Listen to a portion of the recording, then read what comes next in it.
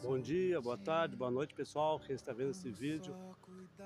Essas plantas aqui, essas árvores, quem me plantou foi o meu amigo Egídio, muito amigo meu.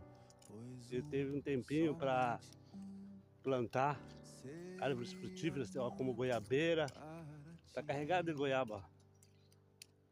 Goiabeira, amoreira, ó, laranjeira também, ó. Laranjeira, amora, goiabas. Que as pessoas usam aqui para fazer doce, para comer, os passarinhos se alimentar. É tudo obra do meu amigo Egídio, grande amigo. Olha aí como tá lindo, ó. Os passarinhos também comem, as pessoas também se alimentam. É isso aí, um pouquinho para mostrar para vocês.